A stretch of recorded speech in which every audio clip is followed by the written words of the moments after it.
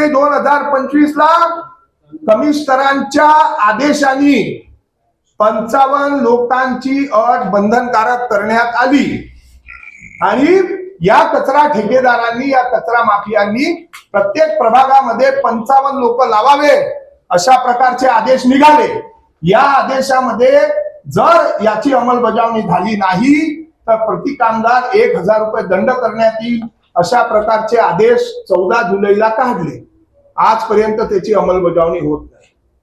ही अंमलबजावणी कोणी रोखली? पालकमंत्री साहेब।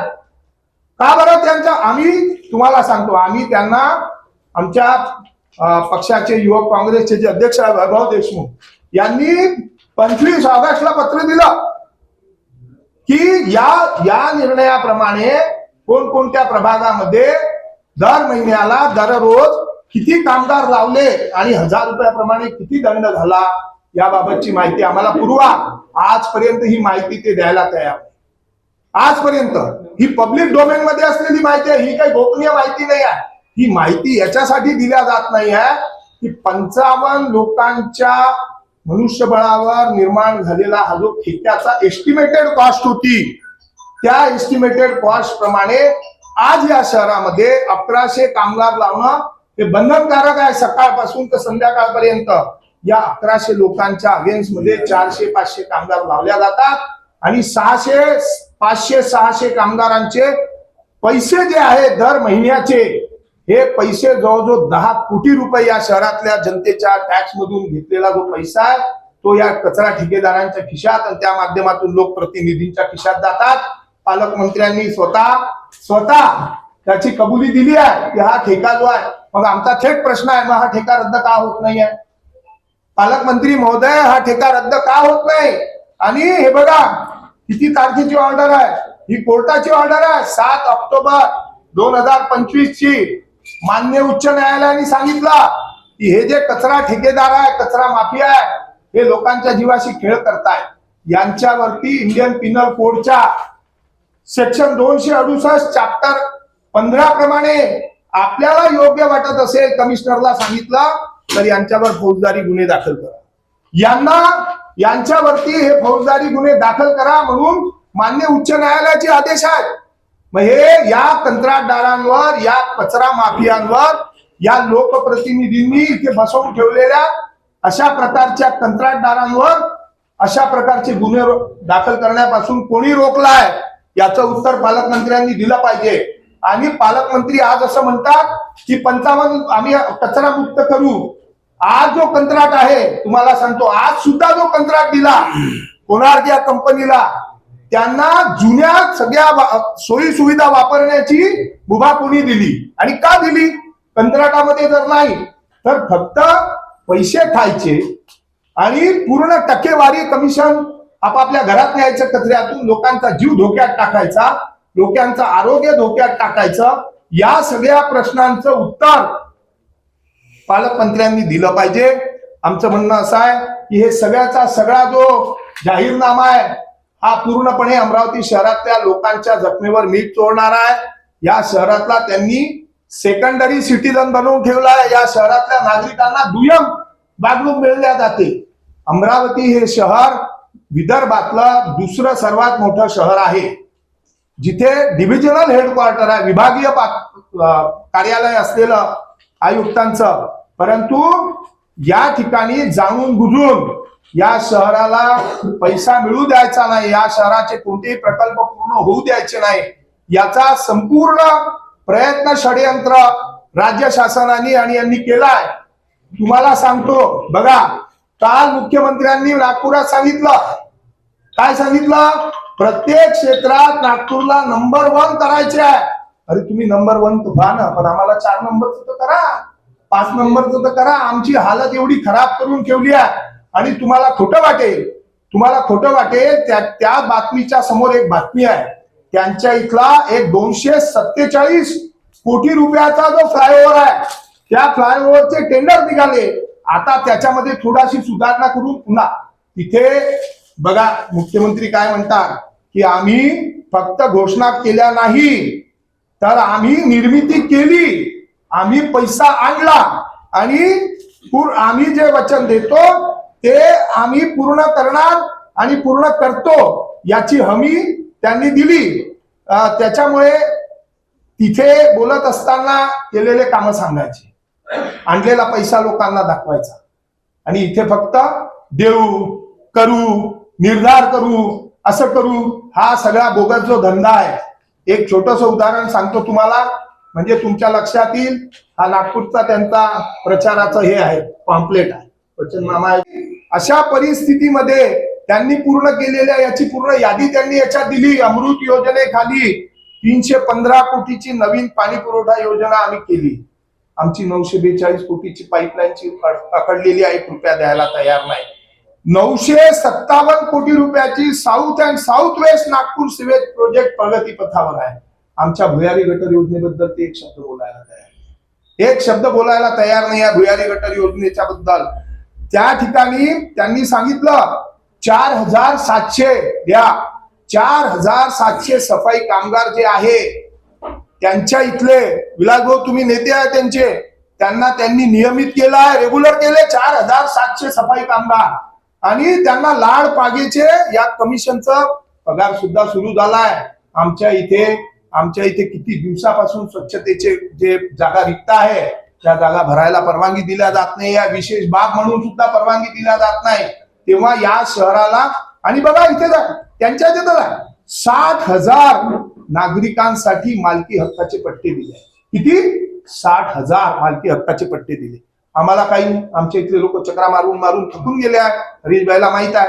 हे सगळं तुम्ही हे जर वाचाल ना त्यांचं, आम्ही योग्य वेळी याच्यावर परत आमचे नेते बोलणारच आहे. पण अशा पद्धतीने हा जो कबुलीनामा त्यांनी दिलेला आहे किंवा त्यांनी हे शहर बर्बाद आणि अधोगतीकडे नेलं. आणि वरून ते जे म्हणतात, काल पत्रकार परिषदेत बोलत असताना पालकमंत्री असं म्हणाले की काँग्रेसच्या कार्यकाळामध्ये या शहराचा विकास झाला नाही. हे फ्लायओव्हर, हे मोठे मोठे रस्ते, या शहरातल्या सर्व विकासाच्या सर्व क्षेत्रात झालेला जो विकास आहे त्या विकासाचे तुम्ही सगळे लोक साक्षीदार आहे. जेव्हापासून राज्यामध्ये भारतीय जनता पक्ष आणि महायुतीचं सरकार आलाय आणि जेव्हापासून अमरावती शहराच्या महानगरपालिकेत यांची सत्ता होती तेव्हापासून यांनी हे शहर बर्बाद केलेलं आहे. आणि माझा आरोप आहे की मुद्दामून जाणून बुजून अमरावतीला बर्बाद केल्या जात आहे, जेणेकरून येणारी इन्व्हेस्टमेंट जी आहे, गुंतवणूक जी आहे, ती संपूर्ण गुंतवणूक फक्त नागपुरात झाली पाहिजे. लोकांना नागपुरातच आणल्या गेलं पाहिजे, अमरावतीला कोणती गुंतवणूक आली नाही पाहिजे. याच्यात त्यांनी एक उल्लेख केलाय, तो राहून गेला माझा सांगायचा. ते म्हणतात की आम्ही फार मोठे उद्योग या ठिकाणी आणले, लोकांना म्हणजे यांना आपल्या सुशिक्षित बेरोजगार लोकांना हातभार. ते असं म्हणतात, नांदगाव पेठ येथील पंचतारांकित औद्योगिक वसाहतीत मुख्यमंत्री देवेंद्र फडणवीस यांच्या आशीर्वादाने टेक्सटाईल झोन सुरू झाला आहे. त्या झोन मधले किती उद्योग बंद झाले आहेत याचा लेखाजोखा सुद्धा पालकमंत्र्यांनी देण्याची गरज आहे. जे सुरू आहे ते शेवटच्या घटका का मोजून राहिले याचा सुद्धा लेखाजोखा त्यांनी त्या ठिकाणी देण्याची गरज आहे. आणि पंतप्रधान कोणता आहे तो मित्रा याच्यामध्ये जे त्यांनी कबूल केलेलं टेक्सटाईल पार्क आहे त्याची अजून वीटही लागली नाही, कोणत्याही प्रकारचं त्याच्यामध्ये प्रोग्रेस झालेला नाही. 3 वर्ष झाले, नुसती घोषणा झालेली आहे. या सर्व प्रश्नांचं उत्तर पालकमंत्र्यांनी दिलं पाहिजे. आणि या सर्व याच्यावर आम्ही अमरावतीच्या जनतेला आवाहन करणार आहे की असे फसवे, खोटारडे, कमिशन खाणारे सारे जे नेते आहेत, टक्केवारीवाले, यांच्या या खोट्या आश्वासनाला बळी न पडता यांचा हा जो कबुलीनामा आहे या कबुलीनामा लक्षात घ्या आणि यांना 15 तारखेच्या निवडणुकीमध्ये धडा शिकवा. धन्यवाद. 2 दिन में हमारा वचननामा आएगा. पर एक बात और अच्छा किया आपने बताया. माझं म्हणणं असं आहे की वचननामा किंवा जाहीरनामा कोणी द्यायचा असतो की जो सत्तेत नव्हता त्यांनी द्यायचा असतो. की जर आम्ही सत्तेत आलो तर आम्ही हे करू, आम्हाला जर तुम्ही सत्ता दिली तर आम्ही हे करू. जे सत्तेत असतात त्यांना जाहीरनामा द्यायची गरज नसते. त्यांनी कार्यपूर्तता अहवाल द्यायला पाहिजे होता की आम्ही 5 वर्ष सत्तेत होतो, आम्ही हे कार्य करून दाखवलं आणि मग हे झालेल्या पूर्ण कार्याच्या पलीकडे जाऊन आता पुढे आम्ही हे करू, याचा कोणताही त्यांचा जो लेखाजोखा नाही. आमचं त्यांना आव्हान आहे, आपल्या माध्यमातून हिंमत असेल तर कार्यपूर्तता अहवाल या शहराच्या नागरिकांच्या समोर प्रोड्यूस करा आणि मग लोकांचे मत मागा.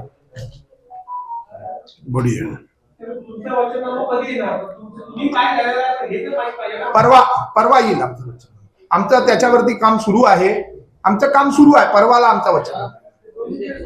परवा येणार आमचं वचन.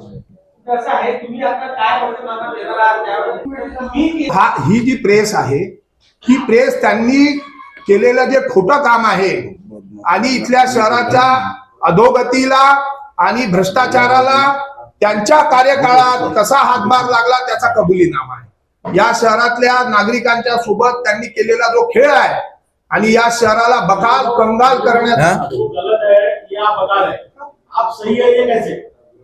तो आप हम गलत है ये बताइए ना.